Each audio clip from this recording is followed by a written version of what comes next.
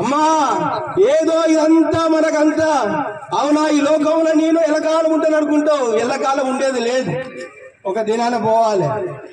అవునా? ఏ బస్సు ఎక్కినా గానీ ఊరుకొండ బస్సులో కొండగా పోతున్నాడు అత్త రావు.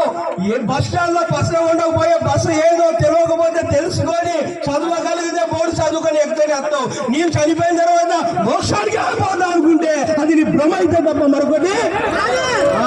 మోక్షానికి యేసురం అన్నాడు, మరణించి తిరిగి లేచిన దేవుడు యేసురం అంటున్నాడు. మోక్షానికి నేనే మార్గం, సత్యం, జీవం, నా ద్వారానే తప్ప ఆ పరలోక రాజ్యం తప్ప మరొకటి కాదంటున్నాడు.